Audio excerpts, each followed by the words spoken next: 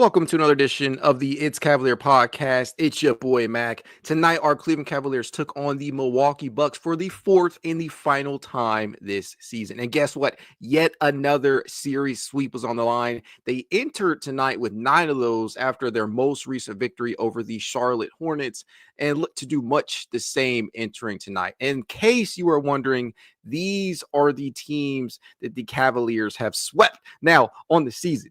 You have the Dallas Mavericks, the Denver Nuggets, the Warriors, the Wizards, the Lakers, the T-Wolves, the Pels, the Raptors, the Hornets, and now the Bucks.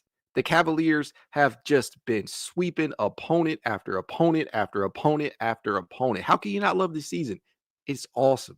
It truly is. I mean, you have to respect what they are doing because I feel like frankly, I don't know if we've really truly seen this level of just talent out of a complete Cavaliers roster. Obviously, the LeBron, Kyrie, Kevin Love Cavaliers won a title, right? But from top to bottom, this might just be one of the most talented, if not the most talented roster the Cleveland Cavaliers has ever fielded. I don't know, maybe that's sacrilege, but that's just me being in the moment right now. But holy hell, this season has been awesome.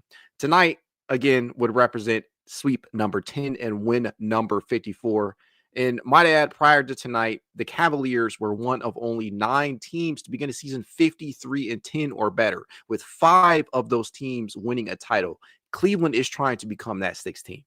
All that said, this is not the same Milwaukee Bucks team that the Cleveland Cavaliers faced earlier this season. No, sir. This is the post-Chris Middleton version, a version that includes the services of one Kyle Kuzma, with whom the team entered tonight with a solid 9-4 record with. But Kuzma in particular just hasn't really fared especially well from an efficiency standpoint.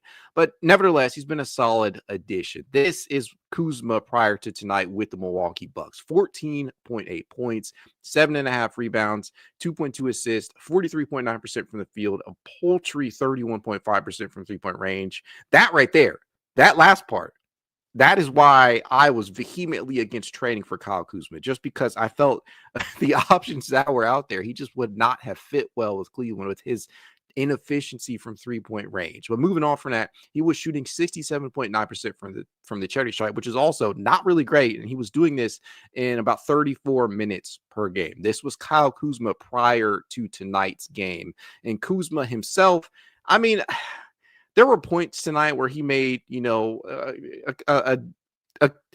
a contribution. I struggle to find the word there because I don't know if it's entirely accurate. Kuzma finished with 14 points on 6 of 13 from the field. So more efficient. That is 46.2% and 2 of 5 from three-point range, which is 40%, along with 6 rebounds, an assist, and a steal. But he would finish a minus 12 on the night.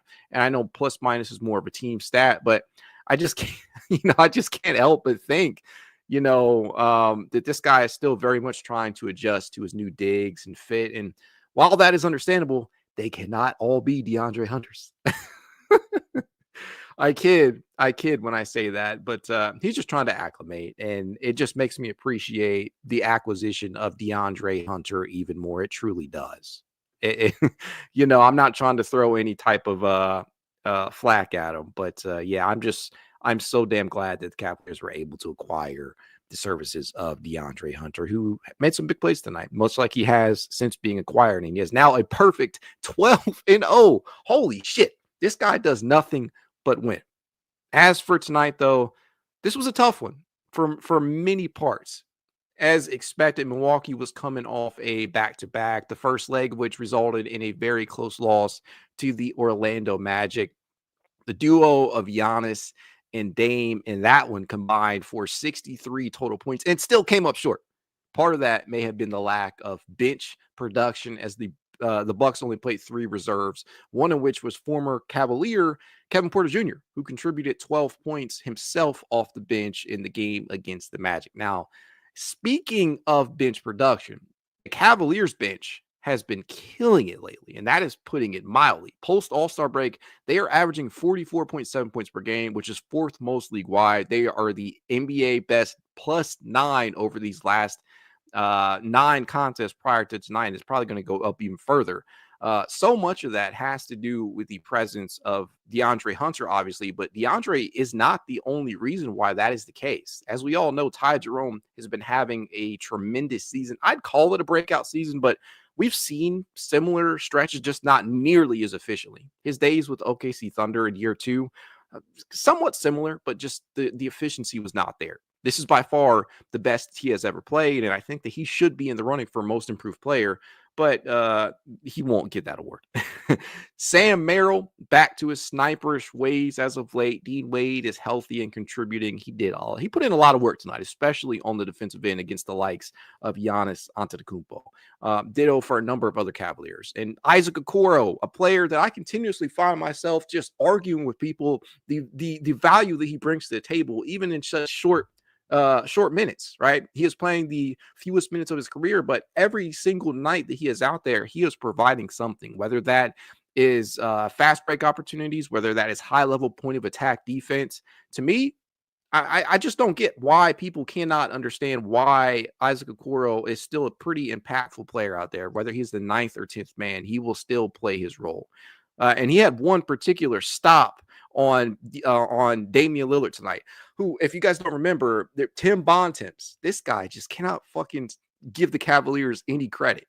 But, right after he says the Cavaliers should be fearing Damian Lillard, they have no answer for him. Damian Lillard is just, he got locked down on him. At least one possession in particular that stands out to me. Isaac Okoro absolutely played him very, very well when he was acting as his primary defender. Now, Damian Lillard on the night would finish 22 points, 5 rebounds, 4 assists, but was a fairly inefficient 8 of 19 from the field, just 1 of 7 from 3-point range. Now, I'll give, I'll be transparent here.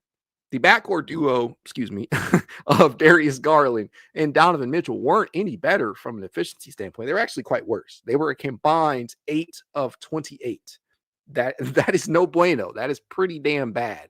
8 of 28 were the combined efforts of Donovan Mitchell and Darius Garland, and just 2 of 15. Yes, you heard that correctly. 2 of 15 from 3-point distance was the collective of Darius and Donovan, but they still managed to make impact. They got their guys involved. Each finished with at least 5 assists, finding the bigs, finding guys out in the perimeter via the drive and kick, getting out in transition, making sure that they're putting their guys in good position to score the basketball. So although the efficiency was not there from them, and that's been unfortunately the case lately, especially for Darius, but they still find ways to win. This is what championship contending teams do. Even when the night is not going your way from an efficiency standpoint, they make sure to make winning plays. And that's exactly what Darius and Donovan have been doing as of late, even when they're not shooting the ball. I hope that stops, especially for Darius as we near the home stretch here with the playoffs looming large. But I can't complain. The Cavaliers have won 14 fucking games in a row. And to me, I mean, some of them have been victories that they had no business winning, but tonight was the complete opposite of the other game against Charlotte, where I'm like, okay, the Cavaliers deserve to win this one. They made Giannis and Dame work for everything that they got. And speaking of Giannis, something that I want to point out here really quickly, because I want to be transparent. I want to be completely transparent. Evan Mobley and Giannis, it's not necessarily been the prettiest matchup over the years. Prior to tonight, these were the numbers from a DFGA, meaning field goals defended standpoint.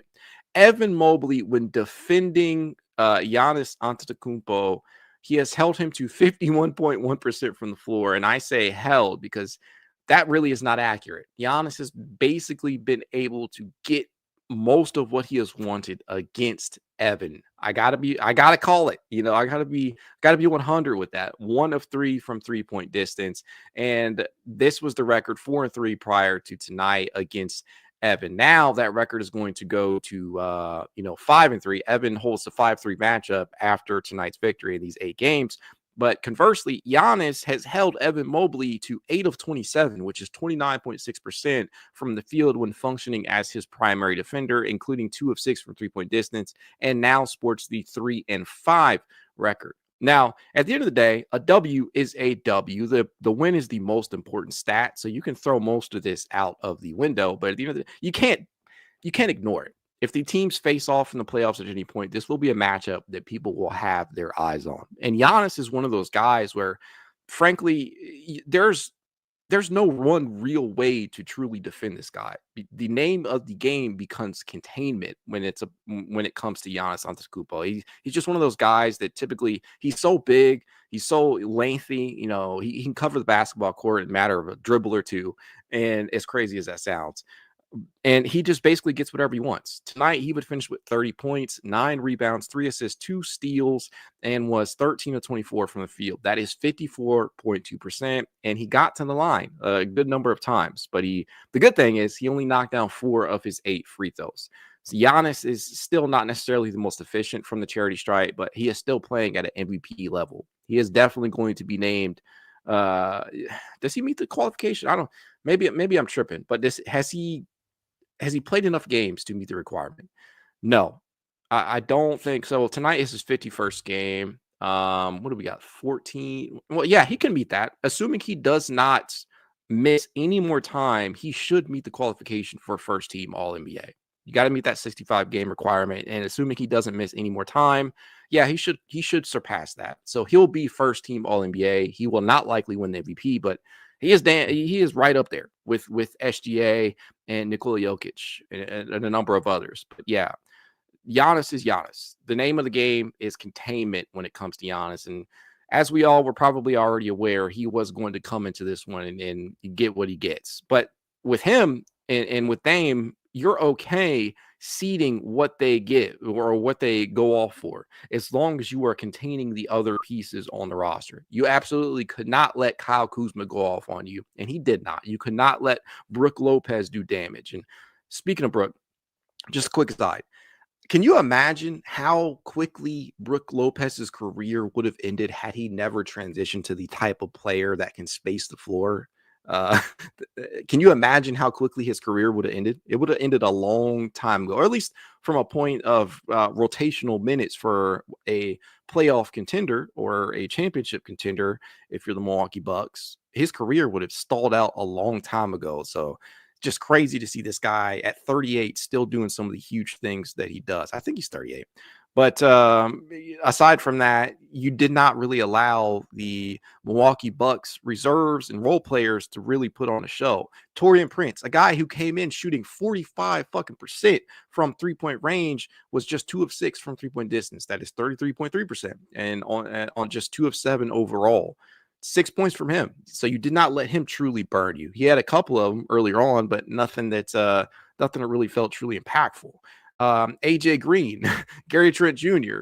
Gary Trent Jr. struggling 1 of 9 against Cleveland off the bench. And then, Kevin Porter Jr., the former Cavalier, just 1 of 3. He finished tonight with just 2 points after finishing with 12 the night prior against the Orlando Magic. So good. You let Giannis cook. You let Dame get some of his shots. And might I say, Dame takes some of the most questionable pull-up triples that I mean, it's very LaMelo Ball-like. Maybe that's where LaMelo's gotten it from, because Dame takes some of the craziest shots that you have seen. I'll tell you this, man. It's pretty crazy to see him go out there and take some of the attempts that he does. And I feel like he probably would have a better shot if he just elected to get into better spots out there. Maybe that's asking too much, but he takes some truly ugly shots at times. There's no reason why you need to take logo triples more than you do. And Dame, again, would finish just 1 of 7 from 3-point range, but the Cavaliers made him work for a good amount of the offensive production that he put on out there. Now, on the other side of town, again, Max Strus. This guy has just been phenomenal. This is a guy that a lot of people tend to, their opinions vary, right? He's another guy like Isaac Okoro that I spend probably way too much time trying to talk people off the proverbial cliff in regards to the Max Strus experience. Max Strus is 31st in the NBA right now in plus minus. That is pretty good for him. He is shooting basically 38-39% from 3-point range, and he yields a lot of gravity out there. And he was big tonight, right? And on a night where Darius and Donovan were horribly inefficient, Max Strus came to play. Max tonight would finish with 17 points, 9 rebounds. That might be even more impressive than the 3-point shots, right? Those 9 rebounds out there. Max is having a career season as a rebounder, but based upon public perception of this man, you would never know it because people just don't seem to give him enough respect. He dished out 2 assists, got a steal, was a pretty efficient 6 of 11 from the field overall. That's 54.5%, and 5 of 9, tied a season high, if I'm not mistaken, in 3-pointers. That is 55.6%. The best part, he did that in 22 minutes of action. If you're watching over on YouTube, I have the shot chart over to the right. You see the bulk of that came from the left-hand corner where he drilled 3 catch-and-shoot triples. And then he had one from above the break and one from the right-hand corner. This man is a volume 3-point sniper. I don't give a fuck what you say about Max Strus. At the end of the day, you have to respect this man's ability to shoot. Again, I go back and forth with people way too often on just how valuable this motherfucker is.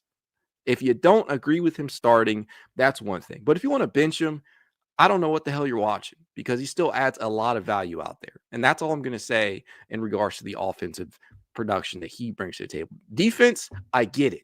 He is not a bad defender. He's not a terrible defender, but he is playing up a position so he can be exploited against very specific matchups. I thought he held his own defensively tonight, but I'm not naive. I know that against certain teams, the Boston Celtics, Max Strus can be targeted via the switch. Same thing with Darius Garland and Donovan Mitchell. You can exploit these guys at times by nature of them being so damn short against certain matchups.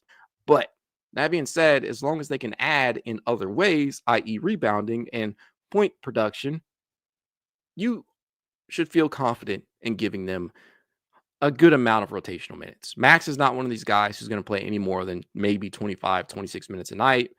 But that's the way it should be on such a stacked roster. You have a lot of options that you can turn to. But I'm just tired of the Max Strus slander. I truly am. That is where I'm at with that. To me, it gets under my skin because this guy is just so damn important and valuable to the spacing that this guy can bring to the table. For a team that from the front court, Evan is having a career year in terms of 3-pointers. But he's still not quite doing that on volume. So you need somebody at the 3 who can space. And Strus can do that. And he can go out there and grab some rebounds, by the way. Again, such an underrated aspect of what he brings to the table. Max is averaging a career best 4.2 on the season. And after tonight's performance, that number will surely go up. So I can't wait to see how he follows up this performance. Truly one of the better things that we have seen this season from Max. So good on him for coming to play when other Cavaliers just could not knock down a shot to save their lives. But I was very, very happy with the production that we got from this dude. Evan Mobley taking on the challenge versus Giannis was cool. Evan himself would finish with 13 points, 7 rebounds, 2 assists, 3 steals, 1 block. This dude just fills up the stat sheet now. Pretty efficient, 5 of 10, 2 of 4 from 3-point range. It was nice to see Evan knock down 2 more triples tonight.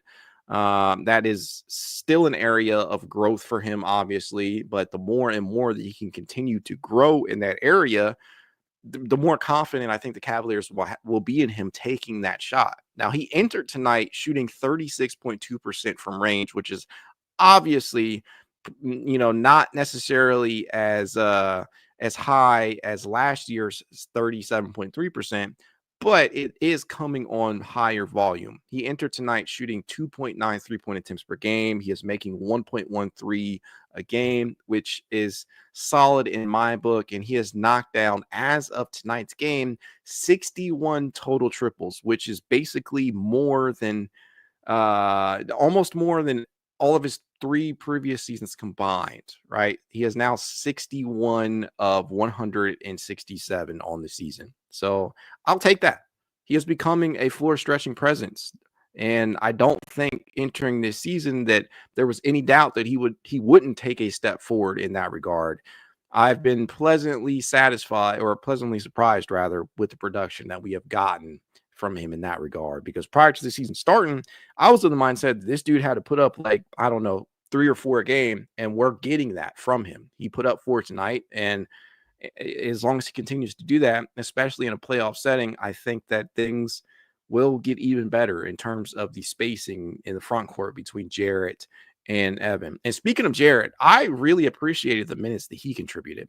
The stat sheet will read that Jarrett finished with 11 points, 6 rebounds, 3 assists, 3 steals, and a block, and was 5 of 6 from the field. And that may not sound like a huge amount, but at the end of the day, this is a man who is all-star caliber player, and he is sacrificing a lot, especially on the offensive end, to make things work, to give Evan Mobley those additional touches, to give Darius Garland those additional touches, to make sure that Max Strus is getting a healthy 7 to 8 free field goal attempts per game.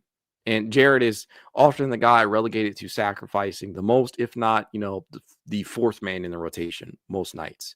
And it's been up and down lately for him in terms of the minutes in the closing stretches of games. But one thing I can say about Jarrett Allen is that this guy will put on his hard hat and he will go to work when you ask him to. There were a number of possessions tonight on the defensive end where I was really, really, really impressed by what he brought to the table. It's got to be said, because I still feel like not enough people respect what he brings to the table in terms of the two-way play, right? He's a rim runner. That is his role. Catch lobs at the rim, operate as the roll man and pick and roll sets with whoever is operating as the initiator, and defend and get out in transition. That's his role on this team, and he has been satisfied with that. Again, this is a guy who is capable of putting up 20 and 10 each night from an offensive standpoint, but he is sacrificing often the most in this starting lineup because he plays alongside so many talented offensive players, and Donovan and Darius and Evan, to be specific. And, Max got to get his touches. So really, really, really glad that Jarrett always tends to, put on his hard hat no matter how many minutes he gets. Now tonight, Jarrett actually led the way in minutes, which has been uncharacteristic as of late. Jarrett would finish with 30 minutes and 28 seconds of action. The next closest player was Donovan Mitchell's 29 minutes and 53 seconds, so about 30 for him as well. But Jarrett has not often been the guy to lead the Cavaliers in minutes in any individual game. Has not happened that much this year. So, this is a fourth-seeded team in the Eastern Conference that they're facing. This was by no means an easy, tanking team. This was a real opponent that the Cavaliers may face in the playoffs, depending upon how seeding shakes out. So we'll see. But I am very, very confident against the likes of Giannis and Dame. And after today's game, I think that Dame is now 2-5, dating back to last season. Or 2-7. It's either 2-5 and 2-7. I had the numbers pulled up against Cleveland, and Giannis is looking at the very same record pretty much. So I feel confident if the Cavaliers do end up having to face this opponent in a playoff environment. But tonight's win just kind of tells you everything you need to know. On a night where the team felt inefficient, they did enough to win, and this is a much different type of feeling game than against Charlotte. They would shoot as a team 44.3% from the field. They would shoot 40.4% from three-point distance on 47 attempts. That's right. They put up 47 attempts from three-point distance tonight. They knocked down 19. They were 15 of 19 from the charity stripe. That is good for 78.9%. They grabbed 52 rebounds, 13 of the offensive variety to Milwaukee's 14. And if there is one thing that I have to give credit where credit is due, it is the offensive rebounding for the Milwaukee Bucks, because there were a couple of possessions, at least one possession in particular, and I believe it was in that third quarter, in which they pulled down like 4 or 5 in a row, it felt like.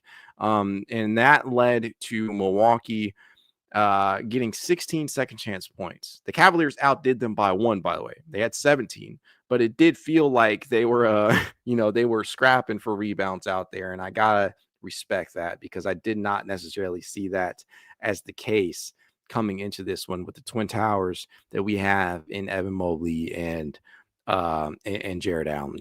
And to the rebounding aspect, one thing that I think that has not been mentioned enough as of late has been the impact as a whole on rebounding that DeAndre Hunter has had. Now, DeAndre has not often finished with a high amount of rebounds in his Cleveland Cavaliers tenure, and he only finished with 3 tonight. But one of them in particular, just like the one the other day where the man grabbed an offensive rebound and put it back and then goes down on the other end of the court and shuts down Miles Bridges. DeAndre Hunter, once again, was crashing the offensive glass tonight. And the one offensive rebound that he had, that was pretty telling about an area that he is continuously trying to work on. And I think they even made mention of it during the broadcast tonight that Kenny Atkinson had actually spoken with DeAndre Hunter about that area in particular being something that he sees an area of growth in. Now, since joining the Cavaliers, he has pulled down prior to tonight 4.5 rebounds per game. That was higher than the amount that he was pulling down with the Atlanta Hawks. And mind you, this is coming in fewer minutes, about 3.3 minutes fewer than he is playing or was playing with the Hawks. And he is pulling down almost a full rebound more per game here than he was there. So I think that should be taken into account. And DeAndre, even on a night where he, again, would finish below double figures, still pretty cool, right? Still a good enough of an impact off that bench to be felt. 6 points, 3 rebounds, 2 assists, 1 of 4 from 3-point distance. We knew that the dip in efficiency from the beyond the arc would go down as time went on. And he could not keep that pace up, but he's still been impactful. Just the bench as a whole, man, it really felt like they picked up some of the slack tonight. Ty Jerome, another inefficient night from him, but the impact was still felt regardless. 9 points from him. DeAndre was 6. Sam Merrill continuing his sharp shooting ways, 3 of 5 from 3-point distance. Been shooting damn near 50%. Damn near 60% from 3-point distance over the last 6 or 7 games. And he would finish with 9. Dean Wade, again, hugely impactful minutes. Dean Wade led the way in plus minus night for the Cavaliers at plus 23. He actually had the highest plus minus of any player tonight at plus 23. Knocked down all 3 of his field goal attempts, all 3 of which were from 3-point distance, and played some pretty hellacious defense on the likes of Giannis and others out there. Isaac Okoro would finish with 5 points. Javonte Green, there was a Javonte Green sighting at the end of the game. He knocked down a triple. And then you got 2 from Tristan. So the bench really, really picked up some of the slack that was left behind by some of the starters. And I'm cool, man. I'm cool on some of the people out there that still don't believe in this Cavaliers team being a legitimate title contender. I just do not understand it. That said, probably a good place to take a couple of comments and then call it a night. It's a good way to end the weekend, right? Crofty, let's go, man. He says, let's go. Provided number 1 says, let's fucking go, Cavs. I could not agree more. Jeremy Johnson says, Mobley came out guns blazing from 3 tonight. It certainly felt like it. Randy Riccatelli, hopefully I pronounced that correctly, says, Mitchell being passive. Anyone else worried about his health? I'm not. I'm ultimately not worried about. He took a good number of shots tonight. He was just inefficient, right? Donovan Mitchell took 15 shots tonight. Darius Garland took 13. Both of them were very inefficient. I think that going down the stretch here, Donovan is probably looking to get other guys more and more involved while also trying to get his shot rolling. But you're going to go through shooting slumps like this. I'm not necessarily worried about his health. Richard Hacker says Bucks were 8-2 coming in. Absolutely. Crofty says, nah, not concerned. Mitchell preserving himself for the playoffs. My sentiments exactly. Why kill yourself in regards to the production that you have to dole out each and every night when you have other guys out there that are more than capable of carrying some of that load, bearing some of that load out there. Trevion McKelton says, my boy Dean back on track. Let's go. His D is always clutch. Pause. Pause. Yes. His defense is always clutch out there, no matter the opponent. And that is why Dean Wade remaining healthy is one of the biggest X factors. I talked about it. I released a video on it. Some people didn't agree, but it's the reality. I don't give a fuck what those people say. Dean Wade is important for the playoffs. He truly is. D Jackson says Javonte got some minutes. Yep. Truly, truly good to see him out there. Floyd Phillips II says, Mac, I blame you for the backcourt goal shooting. Turn the heat back on, please. Yeah. Okay. All right. I'll take that. I'll take that. I'll take the blame for it. At least it came in a victory, right? 14 straight. Travion McKelton says, pause. You know what I meant. It's all good vibes, man. It's all good times over here. And I am so damn glad that the Cavaliers are giving us these types of performances to talk about rather than having to come in here and talk about an L. 54 of them big ones, man. 54. Enjoy it. Enjoy it. The Cavaliers are doing something special. Antoine Cunningham says the Cavs are sweep all 3 rounds in the East until the finals. Go Cavs. That would be something. I don't see that happening, but holy shit, wouldn't that be something if they were to just to sweep every single round? That would be crazy. D Jackson says, Matt, can you tell me why Kyle Kuzma kept shooting? He missed a lot of shots. Kyle Kuzma is a guy he's a volume scorer, right? And he is trying to find his fit with the Milwaukee Bucks. Again, if you did not see the stats that I put up, and D Jackson, I think you've been here the entire time, but I'll post them again real quick. This is Kyle Kuzma entering tonight with the Milwaukee Bucks. Just 14.8 points, 7.5 rebounds, but he's doing that on very, very inefficient 43.9% from field, including 31.5% from three-point distance. That was Kyle Kuzma in the games prior to tonight in his time with the Milwaukee Bucks, which he's still trying to acclimate. So I'll give him the benefit of the doubt, but he has always been a pretty inefficient guy. He is a career 44.9% from the field, a career 33.4% from three-point range. He is not a guy who has ever truly been efficient. He's a champion, as a role player with the Los Angeles Lakers, but that was a long time ago. And he is a role player right now with the Milwaukee Bucks. So we'll have to see how that tenure plays out, but I'm glad that Kyle Kuzma, as Trevian says down here, that's just Kyle Kuzma being Kyle Kuzma. Absolutely. Absolutely. But I'll leave it at that in regards to the Kyle Kuzma hate. Mr. King 562, I couldn't leave out of here without looking at this comment. He says, Okoro needs to stop getting hate. Shaking my head. He's improved his 3 by a mile and still plays defense. He gave up his starter seamlessly as a lottery pick. He's a beast. So to me, Isaac Okoro is a flawed player. He will never live up to the draft billing of a top 5 pick. But at the end of the day, he is occupying a rotational role for a championship contender.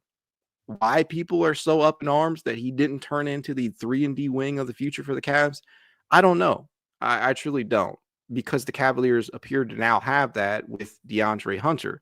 But at the end of the day, Isaac, again, is occupying a rotational role for a championship contender. And he is playing, 10 to 15 every single night. And he will likely remain in the rotation in the playoffs. I don't know how deep Kenny will go into the rotation. It could be 9 deep. It could be 10 deep. But I have to imagine that Isaac, one of the 3 best defenders from the perimeter, I have to imagine that Kenny Atkinson will not completely bench this man come the playoffs. He's too important. He is too defensively versatile to bench against some of the teams that the Cavaliers could face, especially the New Yorks and the Bostons of the world. Isaac Okoro will play, and rightfully so. That said, that's probably a good place to end it tonight, guys, as it's getting late here. If, as I always tell you, if you'd like to reach out to me, I can. It's Cavalier_pod on Twitter, TikTok, Instagram, YouTube, and more. If you'd like to be added to the It's Cavalier Discord chat, you know what to do.